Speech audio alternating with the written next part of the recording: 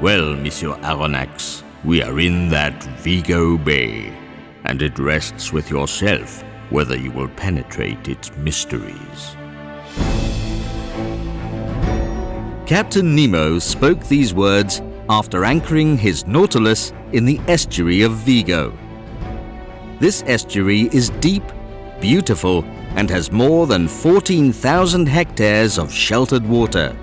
And what's more, its history of sunken galleons and gold treasures impressed Jules Verne himself.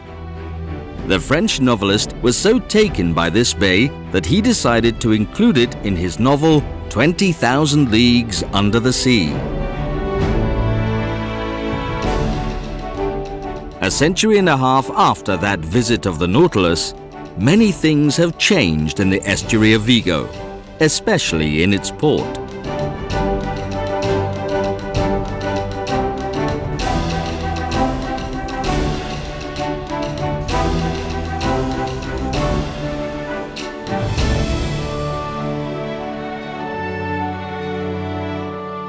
When we approach the estuary of Vigo, we are welcomed by the Thiès Islands. These islands are part of the National Park Atlantic Islands, and they form a protection line for the bay. One of their beaches, Rodas Beach, is the most beautiful beach in the world, according to the prestigious newspaper The Guardian. At 35 kilometers in length, the inlet to this estuary impresses anyone visiting it for the first time.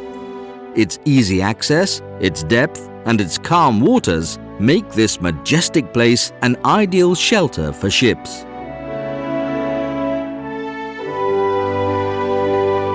This inlet will take us to the city of Vigo, a modern city, the largest in Galicia, that welcomes us looking out to the sea from the southern side of the estuary. The first reference we find when we get into Vigo is its large port, a capital element in the city's personality.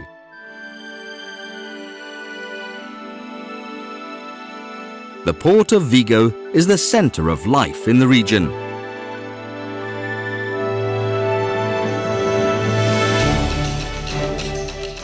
It is also a port with a great potential in the current European context, mainly because of its 15-kilometer-long dock.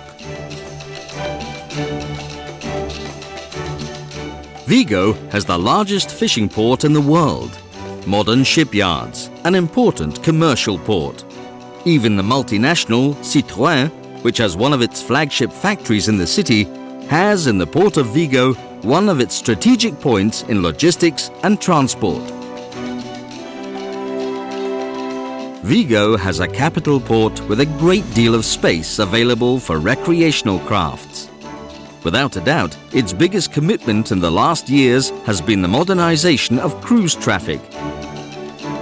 With the new terminal in the transatlantic quay and the refurbished terminal in the new commercial quay. These terminals are provided with the best infrastructures and have been conceived to shelter a large number of routes. The most important cruises in the world have the port of Vigo as a port of call.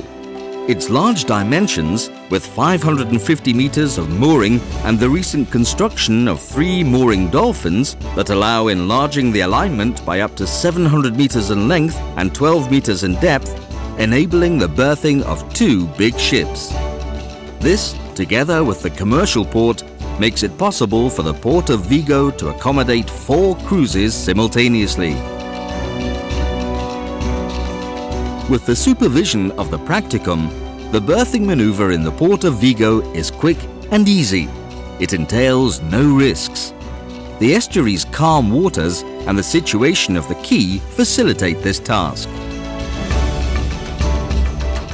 Another element in favor of the port of Vigo is its excellent geographic location.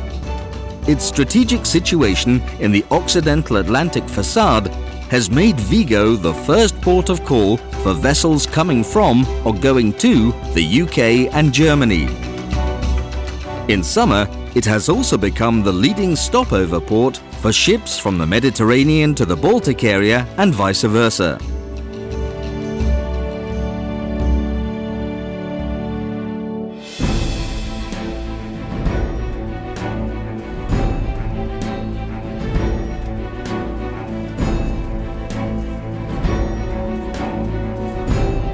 But this port provides more advantages. The presence of the international airport of Vigo just 15 minutes from the mooring quays allows the quick transit of both passengers and crew members. This infrastructure facilitates the development of the fly cruises concept by eliminating the navigation times with the north of Europe, which allows extending the itineraries towards the Mediterranean and the Canary Islands, thus enjoying more pleasant weather.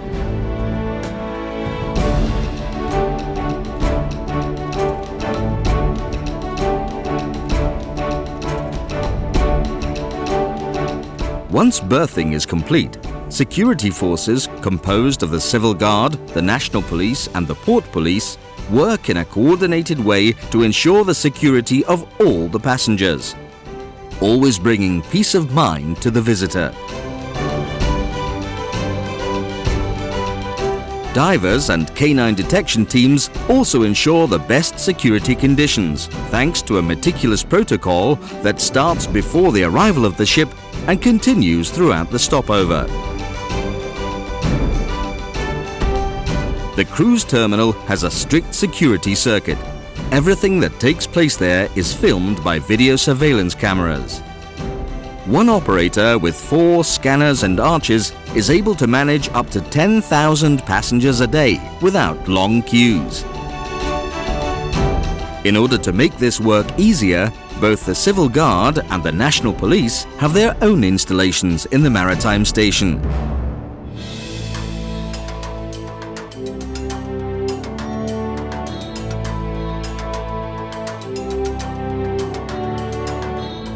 On their return to the maritime station and prior to boarding, all of the passengers must pass a strict security control, including the checking of their boarding passes as well as their walking through the security filter.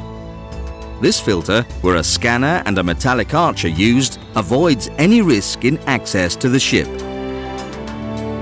Together with security, the modern installations in Vigo's maritime station allow simultaneous embarking and disembarking operations.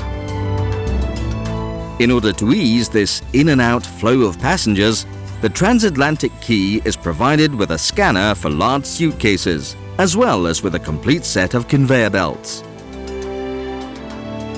The operations of reception and delivery of suitcases take place in 2 fully equipped rooms, which improves travelers' transit. Besides this baggage room, the passenger has other additional services: a large car park and a large esplanade from where buses can easily maneuver in order to pick up tourists. It is also easy to take a taxi nearby, and those looking for other kinds of adventures may even rent a bike.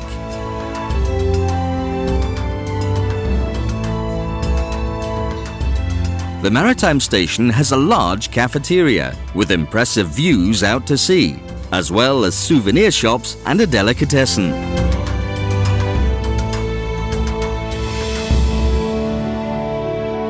Within that strong commitment to cruise ship traffic, a second passenger terminal was opened in the commercial quay in April 2011. It is located just like the transatlantic quay in the city centre. Both terminals were conceived only for passenger transit, and their particular features allow that up to 4 cruise ships may dock and operate daily. This enables the ebb and flow of up to 10,000 passengers from the very heart of the city.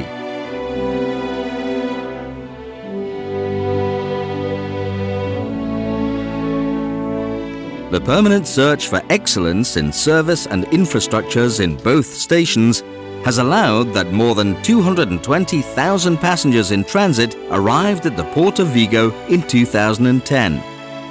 Over 12,000 passengers embarked and disembarked at these installations in the same year.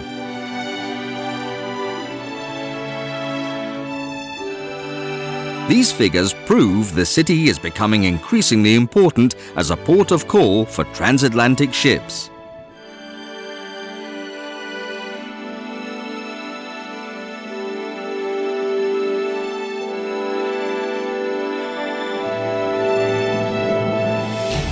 But what did Jules Verne find in this estuary? What made him fall in love with Vigo? As soon as the visitor sets foot in the city, he or she will hear the call of both Vigo and its people. Vigo is a hospitable, cosmopolitan and modern city with restaurants where one may find the best shellfish in the world. Visitors will take pleasure in visiting its historic area, the Old City, its terraces, its shops. A whole range of possibilities within 5 minutes of the maritime station. This is a luxury one must seize.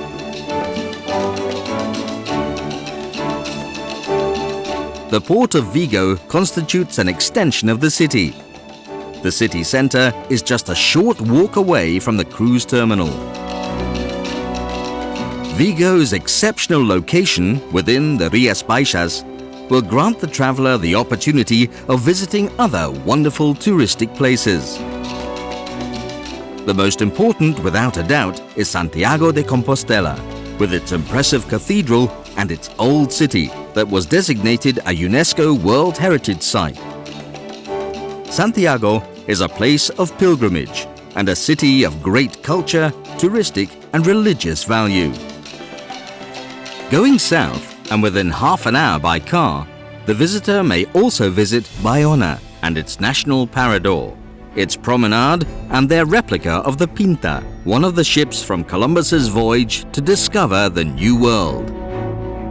In 1493, Martín Alonso Pinzón arrived in Bayona, making the town the first one in Europe to receive news of the discovery of America. At the end of the Vigo estuary, in its port's mouth, after crossing the majestic Grandes Bridge, we can see Captain Nemo on a pedestal, with 2 of the Nautilus's divers carrying chests of gold. Jules Verne fell in love with the charm of the bay, and he recalled it with his literary imagination.